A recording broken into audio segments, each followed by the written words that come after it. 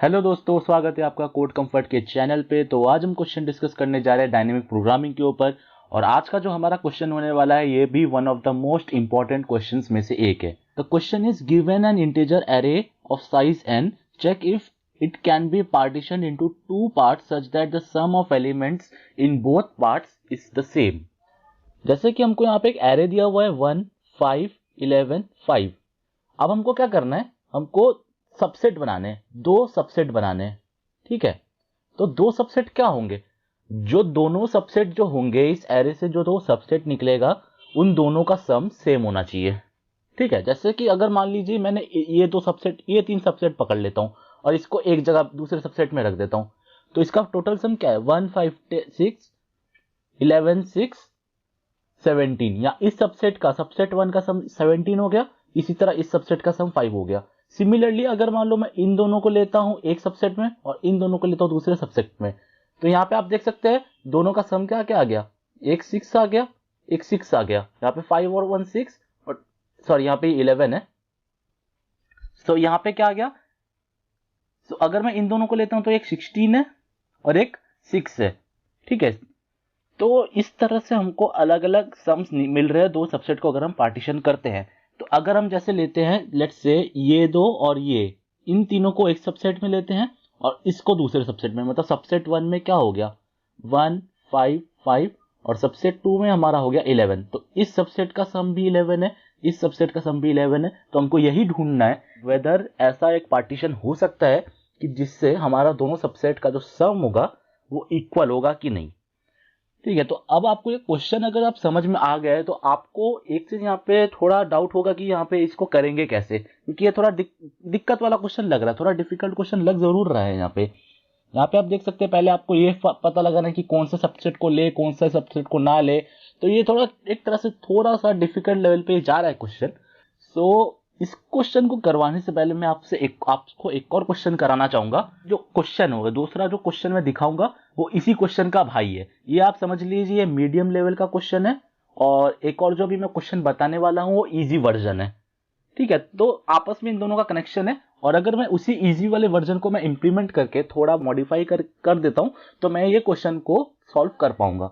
तो मैं पहले आपसे डिस्कस कर लेता हूं दूसरा क्वेश्चन।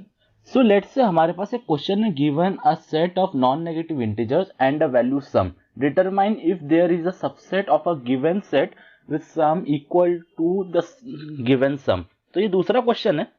और कई बार ऐसा भी होता है कि ये क्वेश्चन सिंपली डायरेक्ट आ जाता है कोडिंग राउंड के इंटरव्यूज में, यही क्वेश्चन आ जाता है। तो पहले हम इस क्वेश्चन को समझते हैं, फिर आपको मेन वाला क्वेश्चन मैं बताऊंगा कि उसको कैसे सॉल्व करना है। तो पहले इसको सॉल्व करने की कोशिश करते हैं। सो आपको क्वेश्चन क्या बोला है, यहाँ पे आपको वही एक एरे दिया हुआ है और इसमें से सबसेट निकालना है फॉर गिवन सम 9। मतलब यहाँ पे आपको सम दिया रहेगा और आपको देखना है कि whether that sum can be obtained in subset और नॉट।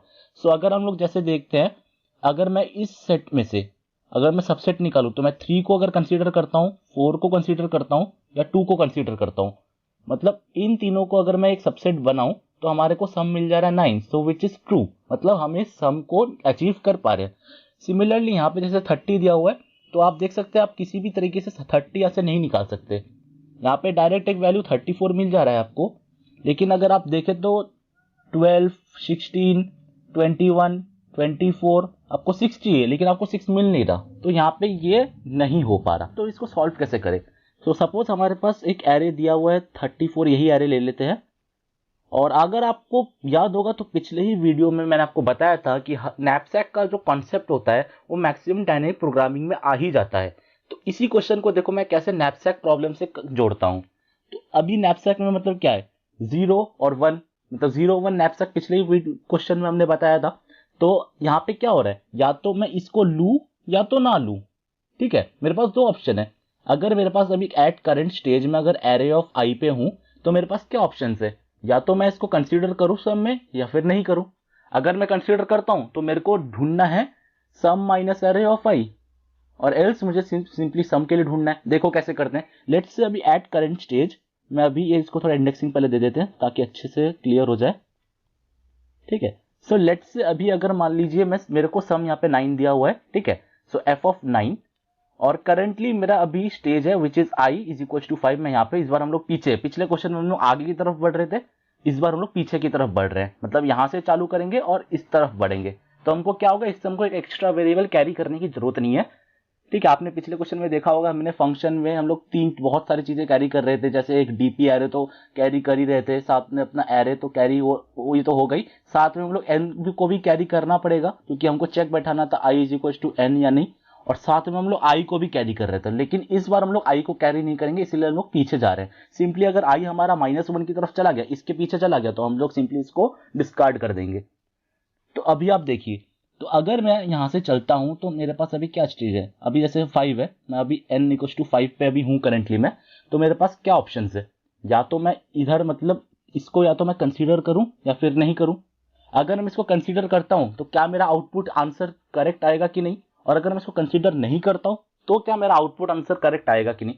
तो मेरे पास दो ऑप्शन है, अगर मैं इसको कंसीडर नहीं करता हूं तो सिंपली मैं आगे बढ़ जाऊंगा, मतलब n-1, या फिर अब इस बार हम लोग यहाँ पे और ऑपरेशन यहाँ पे यूज कर रहे हैं। क्यों यहाँ पे, क्योंकि हमको ये देखना है कि वेदर अगर मेरे को जीरो से, अगर मैं इसको जीरो नैपसैक करता हूं, मतलब इसको अगर मैं कंसीडर नहीं करता हूं तो क्या मेरा आंसर करेक्ट आ रहा है, और या फिर अगर मैं इसको कंसीडर करता हूं तो क्या मेरा आंसर आ रहा है। अगर दोनों में आंसर आ रहा है तो कोई दिक्कत ही नहीं है, लेकिन अगर मान लो दोनों में से किसी एक में भी आंसर आ रहा है, मतलब हम लोग सही जा रहे हैं, इसको पिकअप करे या नहीं करे उसी हिसाब से डिफाइन हो जाएगा। तो और हम लोग क्या करेंगे, पिकअप करेंगे, और पिकअप करेंगे तो हमारा सम क्या हो जाएगा, कम हो जाएगा। कितना कम होगा, एरे ऑफ आई, और एरे ऑफ अभी आई मतलब एरे ऑफ एन, और यहाँ पे हम लोग आई तो नहीं यूज कर रहे, तो एरे ऑफ एन, और एरे ऑफ एन हमारे क्या यहाँ पे 2 है, तो हमको सिंपली देखना है 2 मतलब सिंपली 7,4, मतलब अभी बाकी एरे में से हमको 7 निकालना है। ठीक है, बस यही करना है अपने को, ये चीज हो गया। सिमिलरली तो फिर अगर इसको हम लोग ढंग से लिखे तो हम लोग यहाँ पे इसको ऐसे लिख सकते हैं, एफ ऑफ एन, ये F of sum comma N is equals to F of sum comma n-1 और F of sum minus array of I comma n-1। बस यही चीज हमको करना है। अब हम लोग इसके एक्सेप्टेड स्टेट और रिजेक्टेड स्टेट देखेंगे, कुछ तो रिटर्न करना पड़ेगा। अगर हमारा n बियॉन्ड द लिमिट चला गया तो हम लोग क्या रिटर्न करेंगे, हम लोग सिंपली रिटर्न फॉल्स कर देंगे, फॉल्स मतलब विच इज 0। और अगर हमारा सम 0 हो गया, सम अगर 0 अगर हमारा इक्वल हो गया, इसका मतलब ये एक्सेप्टेड स्टेट है, मतलब हमको जो सम चाहिए था वो हमको मिल चुका है। तो on that case we will return true, और let's say we will return 1। तो ये हमारा एक हो गया। ये दो कंडीशंस हमको चेक करनी है कि अगर हमारा n बियॉन्ड द लिमिट जा रहा है तो हम लोग रिटर्न फॉल्स कर देंगे, मतलब नहीं मिल रहा उसका सम हमको। अगर सम हमारा 0 इक्वल्स हो रहा है, मतलब हमको मिल चुका है सम, वी विल रिटर्न ट्रू। और यहाँ पे एक और हमको चेक क्या करना है, और ये तो तब होगा जब हमारा सम जो होगा वो एरे ऑफ आई से बड़ा होगा या फिर उसके इक्वल होगा। लेकिन अगर एरे ऑफ आई से छोटा हुआ, पिछले क्वेश्चन में भी डिस्कस किए थे, तो हमको क्या करना पड़ेगा, हमारे पास कोई ऑप्शन नहीं है, हम सिर्फ इसको स्किप कर सकते हैं। सो स्किप मतलब एफ ऑफ सम कॉमा सम यहाँ पे सम रहेगा और n-1, simply skipping that particular value. तो आपको ये क्वेश्चन समझ में आ गया होगा कि इसको कैसे करना है। ये एकदम इजी लेवल का क्वेश्चन था, एकदम इसको जिसको हमने नैपसैक से जोड़ दिया। अब हम अपने मेन क्वेश्चन में जाते हैं, उसी क्वेश्चन को मॉडिफाई करते हैं। तो यहाँ पे हम लोग पहले पिछले क्वेश्चन में जो फॉर्मूला निकाले थे उस फॉर्मूला को यहाँ पे लिख लेते हैं पहले। ये हमारा हो गया पिछले क्वेश्चन की बात, ये हो गया फंक्शन सम कॉमा एन के लिए। लेकिन अब इस क्वेश्चन को मॉडिफाई कैसे करें इसमें। हम लोग यहाँ पे देख सकते हैं, हमको एरे दिया हुआ है 1,5,11,5। तो अब हमको अगर इसको मॉडिफाई, अगर हम इसका पार्टीशन करना है और दोनों को सम इक्वल करना है, मतलब दोनों सबसेट का जो सम होगा वो इवन होना चाहिए। मतलब अगर दोनों इक्वल है, दोनों सबसेट इक्वल है, if subset 1 is equal to subset 2, इसका मतलब क्या है, ये जो पूरा अगर हम इसको सम करेंगे तो sum of the array should be even. अगर वो ऑड हुआ, और अगर ऑड को हम डिवाइड बाय 2 करते तो किसी भी तरह से वो सबसेट में आ ही नहीं सकता। जैसे आप दूसरा एग्जांपल यहाँ पे देख सकते हैं 1 3 5, सम ऑफ द एरे इज 9। ठीक है, और आप यहाँ पे कुछ भी कर लीजिए, आप इसको दो में डिवाइड कर ही नहीं पाएंगे। आप क्या करेंगे, 3 और 4 को एक जगह पे रख लेंगे तो एक जगह 4 हो जाएगा, एक जगह 5 हो जाएगा, मतलब एक जगह इवन आ रहा है, एक जगह ऑड आ जा रहा है। सिमिलरली अगर आप यहाँ पे 1 इसको ऐसे सबसेट करते हैं तो 3 + 5 8, और यहाँ पे 1 रह जा रहा है। सिमिलरली 1 और 5 को पकड़ेंगे तो 6 और एक जगह 3, मतलब एक जगह ऑड रह जा रहा है, एक जगह इवन रह जाएगा। अगर आपका पूरा सम अगर ऑड रहा तो इसका मतलब क्या हुआ, तो हम लोग सबसे पहले क्या चेक करेंगे कि sum of the array should be even. ये हमारा सबसे पहला केस है। ये अगर हमारा इवन नहीं है तो सिंपली हम लोग रिटर्न 0 कर देंगे, कुछ सर्च करने का कोई फायदा ही नहीं है क्योंकि हमको मिलेगा ही नहीं आंसर। तो ये हमारा एकदम डायरेक्ट केस हो गया। और अगर हमारा सम इवन रहा तो अब हम क्या करेंगे, तो अब हमको क्या करना है, हमको सम पता है तो अब हमको बस ढूंढना है sum by 2। Simply we will call function of sum by 2 comma n. क्यों सम बाई 2, मतलब यहाँ पे जैसे सम है 22, तो आपको अगर 11 अगर आपको सम मिल जा रहा है, अगर आप एक सबसेट बना रहे थे जिसका सम आ रहा है 11, मतलब आप दूसरे सबसेट का भी 11 बना चुके हैं ऑलरेडी, तो आपको बस सम बाई 2 का ढूंढना है कि वेदर इट इज ट्रू और फॉल्स। और अगर ये ट्रू है तो आप इसको 1 रिटर्न कर दीजिए, फॉल्स है तो 0 रिटर्न कर दीजिए। तो आई होप आपका इसका थ्योरी समझ में आ गया होगा। तो चलिए अब हम इसके थोड़ा कोड को भी देख लेते हैं। सबसे पहले हम लोग क्या करेंगे, एक डीपी को डिफाइन कर लेंगे। मतलब सबसे पहले हम लोग यहाँ पे सम निकालेंगे, तो int sum is equal to 0 initialize कर लिया और यहाँ पे हम लोग देखेंगे उसका सम निकाल लेंगे। तो एज हमने सम निकाल लिया, अब हमको क्या चेक करना है, whether the sum is even और ऑड। अगर हमारा सम इवन नहीं है, sum mod 2 is not equals to 0, इसका मतलब क्या हुआ, वो इवन नहीं है, सिंपली रिटर्न 0। और हाँ, एक चीज मैं आपको बता दे रहा हूँ, आप यहाँ पे कंफ्यूज हो सकते हैं। यहाँ पे आउटपुट यहाँ पे येस दे रहा है तो हमको यहाँ पे येस रिटर्न करना है, string as a string format. यहाँ पे ऐसा करना चाहिए क्योंकि ये सेंस बना रहा है। बट क्योंकि यहाँ पे रिटर्न टाइप इसका इंट है तो आप ऐसा नहीं कर सकते, तो आपको यहाँ पे रिटर्न या तो 0 या तो रिटर्न 1 करना है। तो यहाँ पे आपको चीज बता दे रहा हूँ, यहाँ पे ये देखिए फंक्शनल प्रॉब्लम है और कुछ इस तरह से यहाँ पे कॉल हो रहा है, ये ऑलरेडी डिफाइंड है और ये कॉल कर रहे हैं और यहाँ पे चेक कर रहे हैं वेदर इट इज 0 और इट इज 1। अगर यहाँ पे 1 रिटर्न हुआ ये लोग अपने आप येस प्रिंट कर देंगे और एल्स ये लोग नो प्रिंट कर देंगे। तो आई होप ये शायद मतलब आपको पता होगा, लेकिन फिर भी मेरे को लगा कि क्या पता आपको इस पे डाउट आ सकता है, तो मेरे को बताना बेहतर लगा, तो मैंने ये बता दिया आपको कि इस तरह से ये मतलब कभी कंफ्यूज मत होना कि यहाँ पे आउटपुट येस होना चाहिए, हमको यहाँ पे येस क्यों नहीं कर रहे हैं, हम लोग 0 क्यों रिटर्न कर रहे हैं। तो यहाँ पे आप देख सकते हैं इसका आंसर इधर है, यहाँ पे वो लोग कर ही दे रहे हैं, आपको कुछ करने की जरूरत नहीं है। अगर आपको ये डायरेक्ट पूरा क्वेश्चन आपको खुद से लिखना पड़ता तो आपको डेफिनेटली आपको उसी तरह फॉर्म में प्रिंट करना होता, बट क्योंकि ये फंक्शनल प्रॉब्लम है तो आपको कुछ करने का जरूरत नहीं, आपको बस फंक्शन डिफाइन करके छोड़ देना है। जैसे यहाँ पे लिख के भी दिया है योर टास्क, आपका टास्क क्या है। और आप ये कोडिंग इंटरव्यूज में आप मैक्सिमम टाइम यही एक्सपेक्ट करेंगे कि आपको फंक्शनल बेस्ड प्रॉब्लम ही दिया जाएगा। बहुत कम कंपनीज ही पूरा कोड मांगती है, वो लोग बस फंक्शनल प्रॉब्लम दे देती है जिसमें पहले ही सब कुछ डिफाइन रहता है।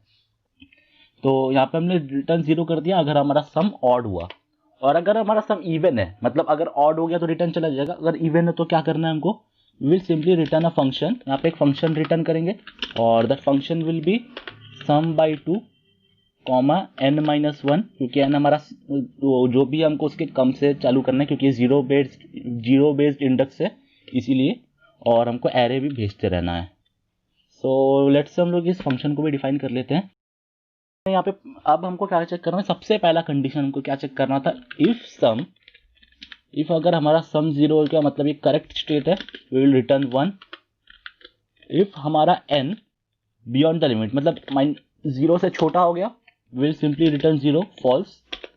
एल्स हम क्या करेंगे, हम जैसे हर क्वेश्चन में करते आ रहे हैं, डीपी क्या ऑलरेडी डिफाइंड है कि नहीं है इनिशियली अच्छा हाँ, यहाँ पे हमको एक चीज करने की जरूरत थी, हमने यहाँ पे डीपी को तो इनिशियलाइज कर दिया, मतलब डीपी को डिफाइन तो कर दिया लेकिन इनिशियलाइज नहीं कर पाए, तो डीपी को हम यहाँ पे इनिशियलाइज करेंगे।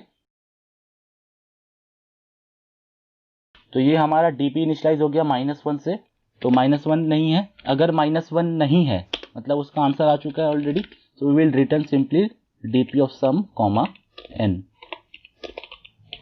else अब हम लोग को क्या चेक करना पड़ेगा, अगर हमारा sum less than array of n है तो हम लोग सिंपली रिटर्न क्या करेंगे, स्किप रिटर्न करेंगे। और वो कैसे करते हैं, so it will be f of simply some comma n minus 1 और एरे भेजना, और इसको हम लोग डीपी से भी इनिशियलाइज कर देंगे। और एल्स आखिरी स्टेज हमारा रिटर्न,